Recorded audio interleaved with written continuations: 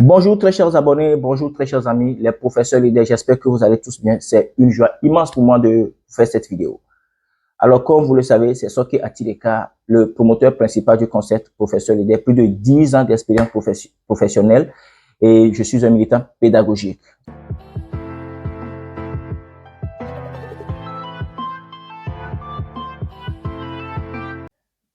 Bonjour, mon nom à moi c'est Maouli Komlan et je suis mathématicien de formation, enseignant de mathématiques, 17 ans déjà d'enseignement à mon actif.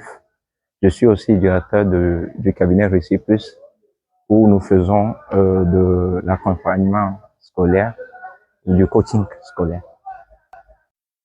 Pourquoi je suis venu pourquoi je suis venu en enseignement, pourquoi j'ai choisi ce métier? Bon, je pense plutôt que c'est le métier qui m'a choisi, puisque comment est-ce que ça s'est passé? J'étais étudiant dans une association d'étudiants où on aidait nos jeunes frères. On avait organisé un cours de vacances. C'est après les cours de vacances là que je passais devant un établissement. Les élèves que j'avais eus dans les cours de vacances, ils m'ont vu, ils m'ont demandé de venir leur expliquer un certain nombre de choses. Bon, j'y suis allé, je leur expliquais avec plaisir. Et le chef d'établissement était là aussi. Moi, je dis sincèrement, j'arrive à capter leur attention, de venir lui donner un coup de main, d'aider les élèves à progresser. C'est comme ça que j'y suis entré. Et à la fin de chaque cours, je ressens une certaine satisfaction. C'est ce que je ressens jusqu'à maintenant. À la fin de chaque cours, si les élèves donnent un feedback positif, ça fait beaucoup de plaisir, beaucoup de joie. Ça donne beaucoup de joie. J'y suis venu par passion. C'est comme ça que je suis entré dans l'enseignement. C'est pas que j'ai choisi d'enseigner. Je suis allé déposer un dossier quelque part. Bon.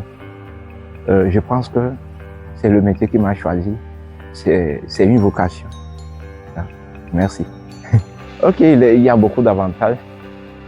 Du côté relationnel, des élèves que nous formons, il y a un lien qui se crée entre les élèves et les enseignants. Quand ils parlent de lien, je parle d'une certaine familiarité, d'une certaine relation de confiance. D'abord, j'ai confiance en mes élèves, eux aussi ils ont confiance en moi. Et ensuite, il y a des liens qui se créent entre les parents et nous, enseignants. Donc, de façon relationnelle, on a tout un réseau de parents qui nous appellent de gauche et de droite pour telle, autre et telle chose. Et aussi, il faut dire que des fois, ceux qui sont reconnaissants, les parents, les élèves et autres, ils nous font beaucoup de gestes. Beaucoup de gestes. On a un tel souci. On est en tel. Par exemple, en cette fin d'année, on a reçu des coups de fil de gauche et de droite. Nos élèves que nous avons formés dans le temps, ils sont revenus de leur. Moi, par exemple, les élèves que j'ai formés dans le passé, aujourd'hui que j'ai créé un cabinet, ce sont eux qui font la pub de ce que je fais. Que celui-là, sincèrement, vous pouvez avoir confiance en lui.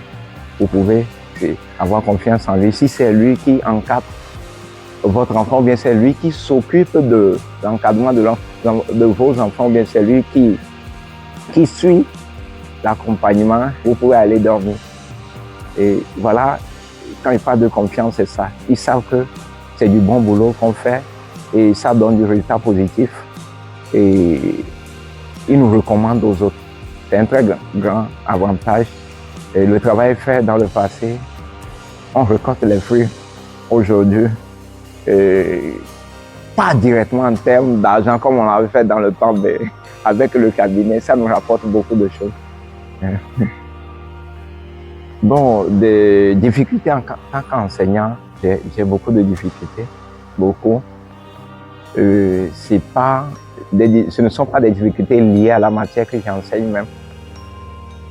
Ce sont des difficultés liées au niveau de progression que moi, je veux avoir dans ma classe. Je suis dans une classe, je n'exige pas aux élèves de faire un miracle. J'exige de chaque élève d'aller à son rythme. L'essentiel, c'est qu'il progresse. Mais des fois, on voit qu'avec tous les efforts qu'on fait, avec tout le travail, il y a certains élèves qui n'arrivent pas à progresser et comme on veut. Il y a certains élèves qui, sincèrement, ont développé une certaine haine pour la matière même. Et ils vont jusqu'à détester le prof. Et il dit, monsieur, sincèrement, c'est pas que je vous déteste, mais c'est votre matière. Bon, ça, c'est la première difficulté, la progression de l'élève. Vous faites l'effort. Si l'effort produit les résultats escomptés, ça fait plaisir. Mais si on fait des efforts, mais on voit les élèves ne progressent pas, ou bien tel élève ne progresse pas comme on veut, c'est une très grande difficulté.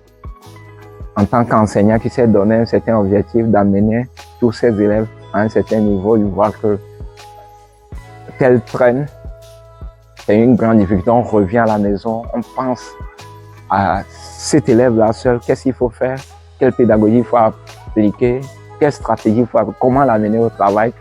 Et ça, c'est pour un seul élève. Si il y en a plusieurs, c'est véritable casse-tête pour l'enseignant, qui est un enseignant qui est soucieux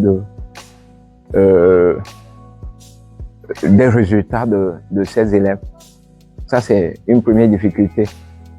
Bon, une seconde difficulté, de façon générale, dans l'enseignement, bon, vous devez, tout ce que exige le métier de l'enseignant, vous devez préparer les cours, faire des évaluations, passer des nuits à corriger parce que des fois, les élèves nous mettent trop de pression.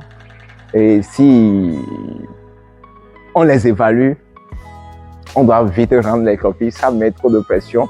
À chaque cours, il faut faire, à chaque chapitre, j'allais dire, il faut faire des évaluations formatives, des évaluations sommatives, des diagnostics et corriger des copies. Et c'est à travers ces évaluations qu'on voit la réelle progression des élèves. Donc, si vous avez une classe, vous avez des classes de 25 élèves, voire 30 au-delà, vous faites des évaluations, 3 évaluations par exemple, par trimestre, 3 évaluations minimum, il y a 4 minimum par trimestre, on voit déjà ce que c'est. En plus de toute la préparation qu'on fait avant de venir dispenser les cours. Ça, ce sont les difficultés, les premières difficultés. Ensuite, par rapport à nos administrations et autres, on a aussi c'est une structure. Les structures ont des exigences. Il y a de la pression. On doit faire tel, il y a un planning pour l'année, il faut faire tel dans telle période. Donc, tout cela met beaucoup de pression, beaucoup même. Bon, une dernière grande difficulté qu'il nous faut des statistiques, en ce 21e siècle, l'intelligence artificielle nous pose tellement de problèmes. Les élèves ont des applications, ils ont des sites internet, tout. On donne des exercices de maison, ils ramènent des exercices bien faits. Et pour moi, prof, c'est bien, le message est passé, ils ont bien compris. Alors qu'ils utilisent des applications pour faire des exercices, on voit que lors des évaluations, la notion qu'on avait supposée maîtrisée par les élèves, cette même notion abordée dans les évaluations, on voit que sincèrement, c'est pas le cas. Ce n'est pas le rendu qui est présenté dans les devoirs de maison. Ce n'est pas le même rendu qui est présenter dans les évaluations. Et ça, c'est une très grande difficulté aujourd'hui avec l'intelligence artificielle. Ça faute beaucoup plus de statistiques. On revient, les élèves ramènent des exercices faits de la maison. On ne sait pas si ils l'ont fait d'eux-mêmes ou bien c'est avec une application ou bien c'est avec de l'intelligence artificielle qui en sont sortis, quoi. Bon, concernant le métier d'enseignant, est-ce que je suis satisfait? Je dirais oui. Parce que si j'y suis depuis 17 ans et j'ai d'autres opportunités pour pouvoir quitter, mais j'y suis toujours, c'est que je trouve des résultats. Parce que je pense que dans la vie, on a toujours le choix. On a toujours le choix. Qu'est-ce qui est ma plus grande satisfaction dans ce métier? D'abord, c'est de voir ceux que je forme en train de progresser. C'est de voir que je suis en train de contribuer à leur progression. C'est de voir que les élèves sont reconnaissants, que monsieur tel, là, vous m'avez aidé là. Je pensais que c'est comme ça. Avant, j'étais une vision sur les maths. Quand je vous ai rencontré, quand je vous ai vu comme enseignant, j'ai une autre vision de la chose. Je peux le faire. Et en classe déjà, un élève qui a des difficultés depuis des années, vous l'aidez tout. En tant qu'enseignant, tu l'aides et il comprend. Et on voit une certaine lueur dans ses yeux, une certaine lumière dans ses yeux. Et sincèrement, il voit en vous un sauveur, un messie, quelqu'un qui l'aide à aller à une certaine étape dans sa façon de faire les choses. Donc ça apporte beaucoup plus de satisfaction. Bon, ça c'est, il faut voir les à côté de la chose même. Il y a des feedbacks des élèves des parents qui vraiment sont reconnaissants que vous avez joué tel rôle dans leur formation. Des années après, il vous revient et avec beaucoup plus de reconnaissance. Maintenant,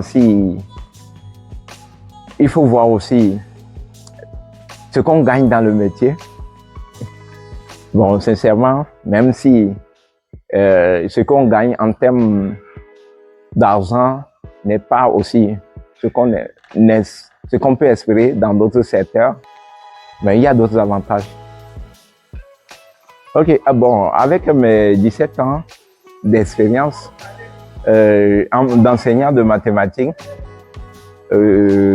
s'il peut partager quelque chose avec tous ceux qui visualisent cette vidéo, c'est que tout ce que moi je fais en classe, dans un premier temps, c'est de démystifier la matière, de démystifier les maths.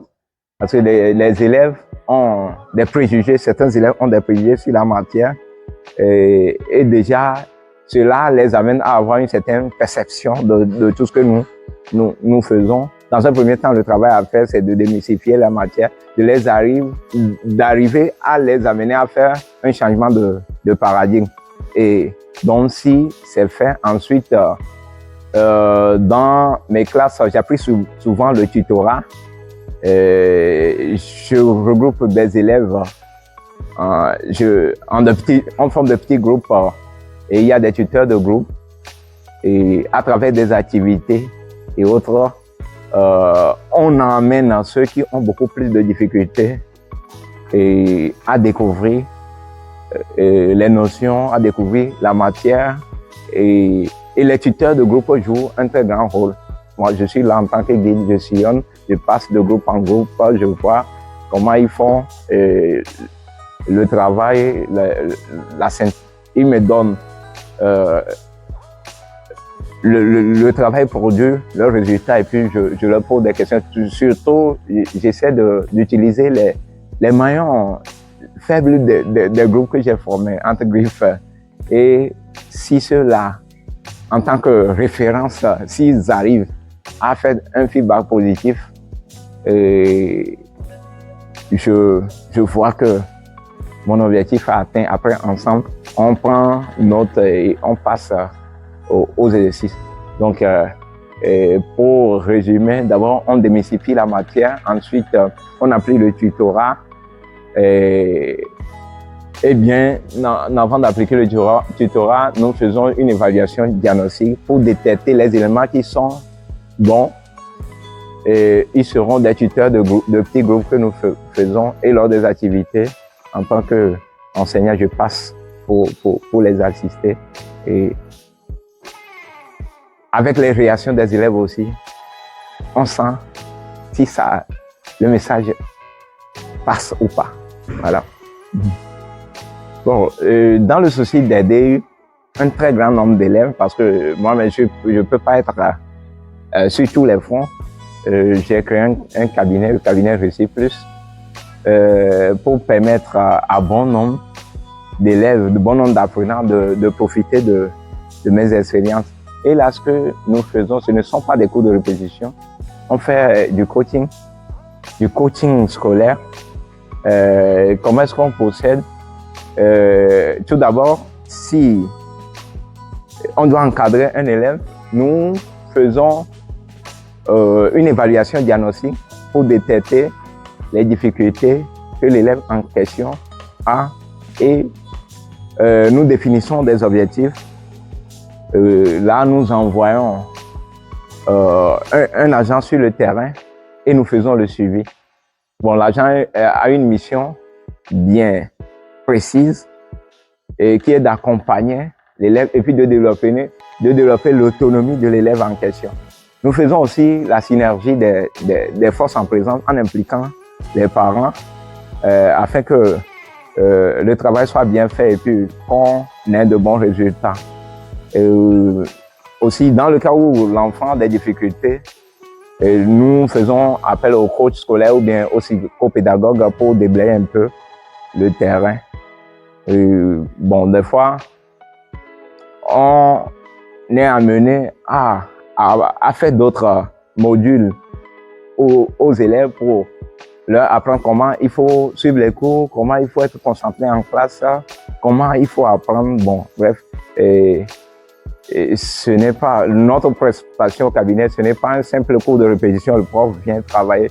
C'est un véritable coaching scolaire que nous faisons au cabinet Réussir Plus, et nous faisons dans le seul objectif d'aider les élèves à révéler leur potentiel.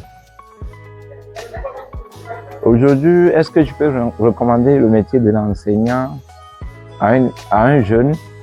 Oui et non. Oui, si, sincèrement, il sent en lui ce désir-là de faire progresser d'autres. S'il sent en lui cette vocation d'éclairer les autres. S'il sent en lui que sa mission, c'est d'aider les autres à progresser. Parce que moi, je pense que nous sommes tous des étoiles, mais notre mission, c'est d'être à notre place pour pouvoir briller. Quelqu'un qui n'a pas cette vocation, parce que moi-même, j'y suis venu par vocation, et en le faisant, je ressens beaucoup plus de plaisir, beaucoup plus de joie. Si les élèves progressent, ça me procure beaucoup plus de plaisir, beaucoup de joie. Je trouve de la satisfaction en le faisant. Et si il faut recommander ce métier à quelqu'un, il faudrait que la personne se sente bien, se sente bien dans sa peau en exerçant ce métier. Mais si un jeune est simplement à la recherche de l'argent et il veut venir dans ce métier parce qu'il n'a rien trouvé comme boulot, il veut l'exercer, je pense que il ferait mieux de s'orienter vers autre chose. Parce que ce qu'on fait avec plaisir, ce qu'on fait avec joie, et ça a son impact et ça produit de bons résultats.